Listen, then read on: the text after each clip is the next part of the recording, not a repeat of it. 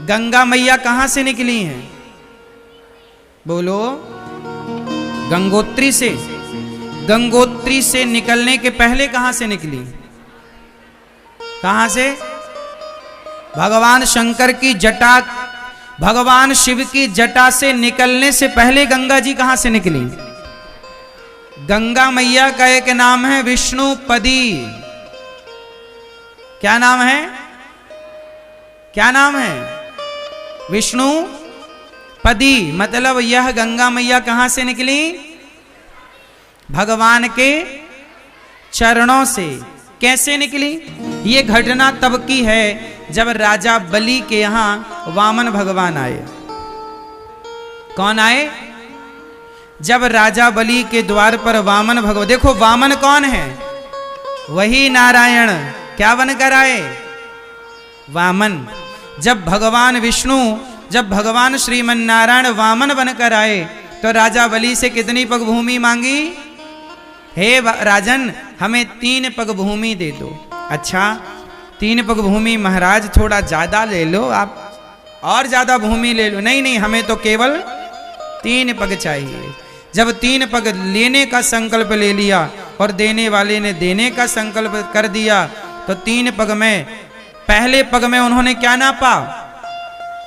पाताल, अतल, वितल, सुतल, तलातल, रसातल, महातल, पाताल, 7 लोक नीचे के नापे वामन भगवान ने।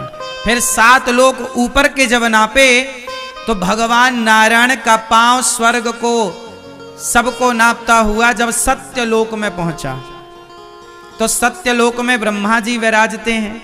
तो ब्रह्मा जी ने देखा कि भगवान का चरण मेरे द्वार से गुजर रहा है, तो ब्रह्मा जी ने बिना देर किए भगवान के पांव का अंगूठा, चरणों को धुल लिया। उनके कमंडल में जल था ब्रह्मा जी के, तो जल डाला और धुल करके वही चरणामृत अपने कमंडल में भर लिया।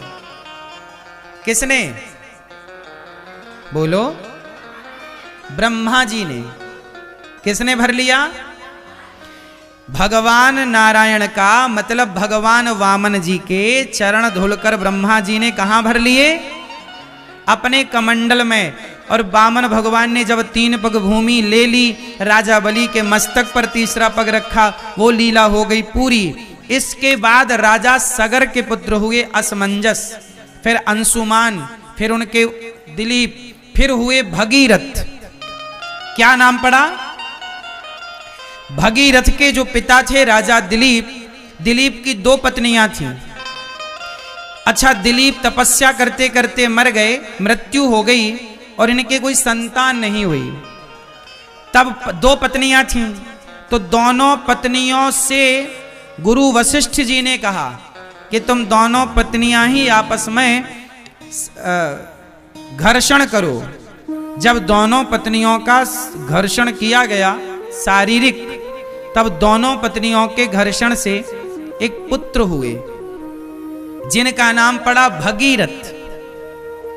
उनका नाम इसलिए पड़ा भगीरथ क्योंकि ये 2 भगों के कारण प्रकट हुए, तो भगीरथ नाम पड़ा। पर इनके शरीर में हड्डी थी नहीं ज्यादा, तब गुरु वशिष्ठ जी ने कृपा किया, फिर इन्हें जीवन दिया। उन्हीं का नाम पड़ा भागीरथ, भगीरथ।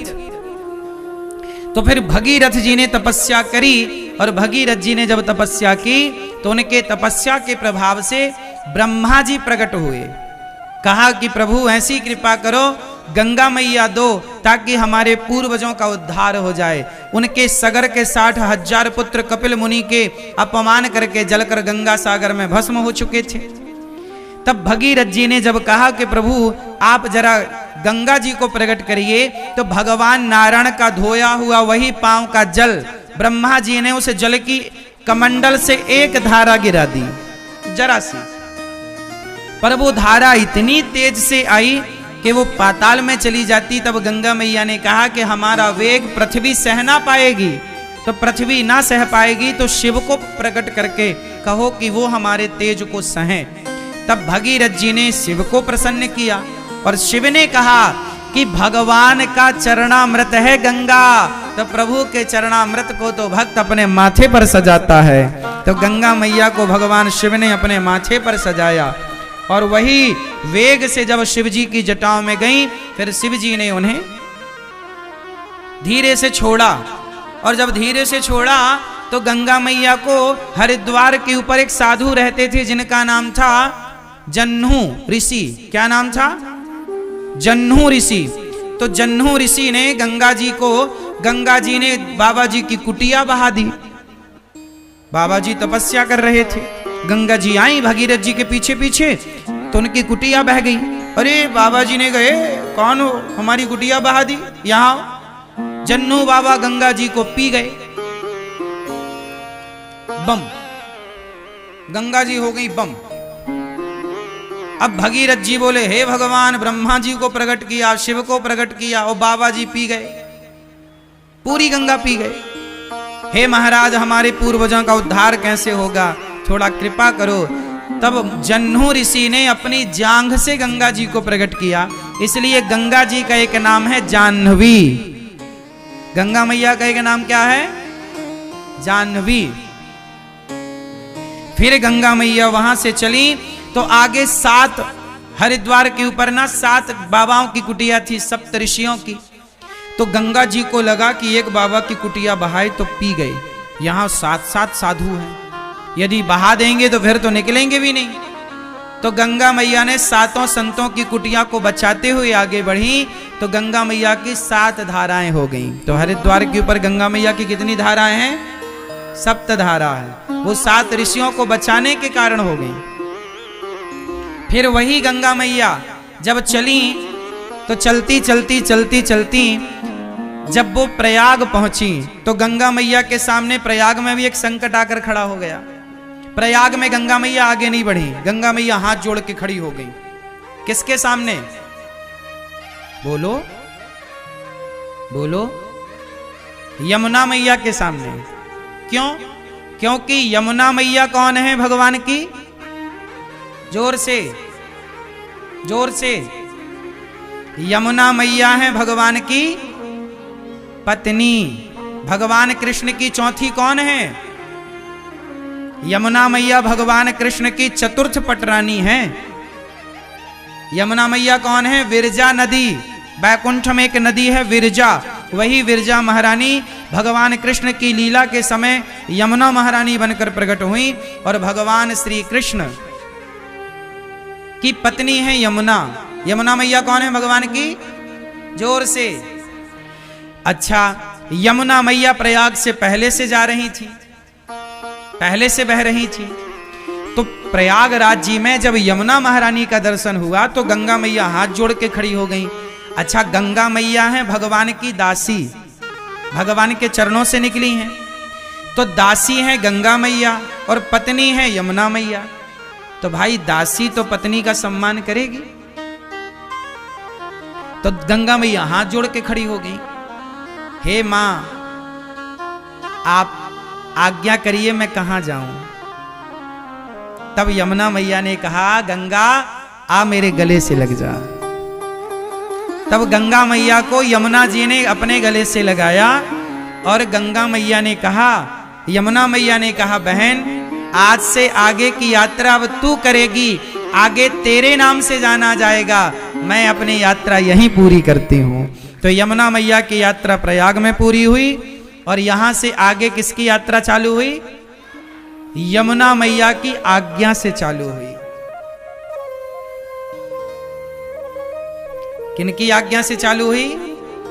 हाँ, यमुना मैया की आज्ञा से चालू हुई। यहां एक तीसरी नदी भी है जो जब मां अपने बेटी के बालों में चोटी करती है, क्यों मैया आप लोग बालों की चोटी करती हो ना अपनी बेटी की या अपने पोती की, बहन की, तो चोटी करते समय कितने धाराएं निकालती हो बालों की? 3। जब बालों की 3 धाराएं निकालती हो और जब चोटी पूरी होती है तो दिखती कितनी धारा है? कितनी दिखती हैं? नहीं, चोटी तो एक दिखती है लेकिन चोटी में ना वो 2 दिखती हैं। कितने ध्यान से देखना, किसी की चोटी उटी हुई? अब आप कल चोटी भी नहीं करते लोग, समस्या ये। चोटी में 3 धाराएं हैं, तीनों को जब मैया ऐसे ऐसे गूंथती है ऐसे ऐसे, तो उसमें दिखती कितनी है? दिखती 2 है पर होती 3 है। उसी तरह ये गंगा मैया को भी त्रिवेणी कहते हैं, त्रिवेणी संगम। यहाँ गंगा यमुना की 2 धाराएं तो दिखती हैं, पर चोटी में जैसे तीसरी होती तो है पर दिखाई नहीं पड़ती, ऐसे यहाँ पर माँ सरस्वती विराजमान तो हैं, पर हम सबकी नजर से परे हैं। उन्हें कोई ऋषि हो, कोई संत हो, कोई तपस्वी हो तो वो उनका दर्शन करें।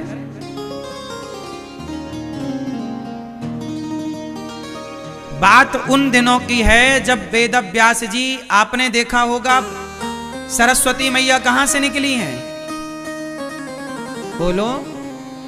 बद्रीनाथ जी, वहां पर एक गुफा है, व्यास गुफा। कौन गुफा? जहां पर वेद व्यास जी ने बैठकर 18 पुराणों की रचना की। वहां पर सरस्वती मां बहती हैं और अच्छी बहती हैं। दास अनिरुद्ध ने भी दर्शन किया, आप में से बहुत लोगों ने दर्शन भी किया होगा। तो एक बार क्या हुआ कि सरस्वती माता, उनकी जो झलकोर थी, जो बहाव था और हिचकोले मार रही थी, तो व्यास जी कुछ लिख रहे थे, तो बार बार सरस्वती माता हिचकोलों से जल उनके ऊपर फेंक रही थी। तो व्यास जी ने कहा है, सरस्वती थोड़ा शांत रहो, मैं लेखन कर रहा हूं, तुम शोर कर रही हो, थोड़ा शांत रहो। अच्छा, वहां मैया का बड़ा शोर भी था आगे, तो पर सरस्वती मां को पता नहीं क्या सूझा, वो लीला थी। सरस्वती माता हिचकोले मारती रही, हिलकोरे मारती रही और शोर बना रहा। व्यास जी ने गुस्सा में, क्रोध में आकर, अरे तुम बात नहीं सुन रही हो, हम लिख रहे हैं और तुम शोर कर रही हो और छींटे भी मार रही हो, पानी आ रहा, जाओ हम तुम्हें श्राप देते हैं, तुम अंदर चली जाओ जमीन के अंदर, तुम ऊपर ऊपर नहीं, अब अंदर अंदर रहना। तो व्यास जी के कारण सरस्वती मां, फिर वहां से थोड़ी दर्शन होता है उनका, थोड़ा सा दर्शन होता है और उसके बाद से फिर वो धारा ऊपर की जगह नीचे से चल पड़ती हैं और वही धारा प्रयागराज जी पहुंचती हैं और यहां संगम होता है। इसलिए प्रयाग में कितने अक्षर हैं? प्रा या ग। प्रा मतलब छिपी हुई, प्रा मतलब पृथ्वी के नीचे छिपी हुई। कौन? सरस्वती। प्रा, या से यमुना, प्रयाग। गा से 3 अक्षर हैं और तीनों अक्षर तीनों नदियों का प्रमाण दे रहे हैं। प्रयाग, प्रा मतलब पृथ्वी पर छिपी हुई, पृथ्वी पर छिपी हुई माता सरस्वती। प्रा, या मतलब यमुना, गा मतलब, हाँ। अब देखो यहां पर तीनों का क्रम देखिएगा, पहले कौन है? पहले है सरस्वती, इसलिए प्रा। फिर दूसरे नंबर पर हैं यहां यमुना जी, या, प्रा, या। गंगा जी सबसे बाद में आई, भागीरथ जी के कहने से आई, उनके साथ आई, भगवान की चरण पदी है। तो गा आखिरी में है, प्रयाग आखिरी में क्या है? गा, गंगा।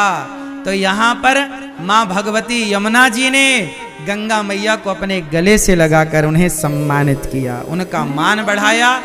ऐसे धाम में हम लोग बैठे हैं जहां गंगा, यमुना और मां सरस्वती का संगम है। देखिए इसी संगम में आज हमारा और आपका भी संगम हुआ, मिलन हुआ।